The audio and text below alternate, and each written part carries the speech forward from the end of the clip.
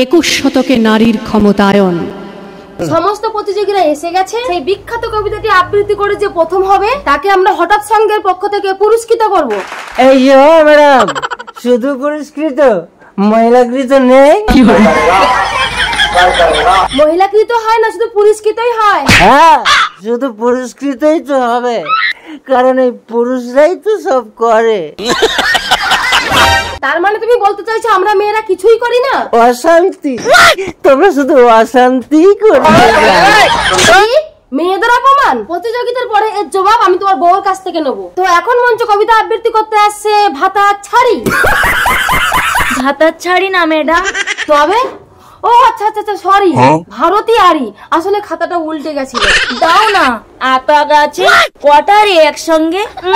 আরে কি গাছে মো, কি গাছে কি গাছে? ও মা গো, আবার একটা মোটা উকুন ধরেছি রে। ঠিক আছে ঠিক আছে, কি গাছে মনে করে আবার পরের বছর এসো। যাও যাও তো, ভাল লাগে। এবারে আবৃত্তি করতে আসছে চুলকানি সাতরা।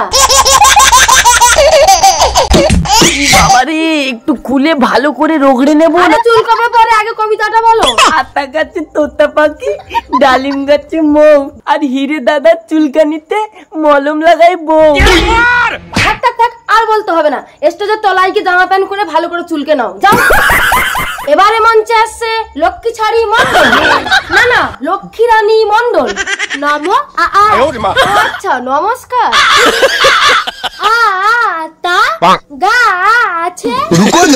আরে আরে আরে, এত বড় হক করলে দর্শকরা সব ভয়ে পালিয়ে যাবে। যাও, তোমাকে বলতে হবে না। নমস্কার, ঠিক আছে, যাও। এবারে মঞ্চে আসছে জুতো খাওয়া জানা। না না না, জ্যোতিকান্ত জানা।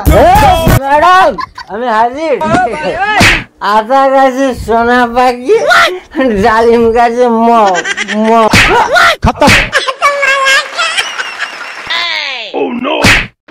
তুমি আমার স্বামী সেন্টারে লাথি মারলে কেন? এই, তুমি কি জানো তোমার স্বামী মেয়েদেরকে অপমান করে কথা বলেছে? একটা মেয়ে হয়ে মেয়ে জাতির অপমান সইতে হবে?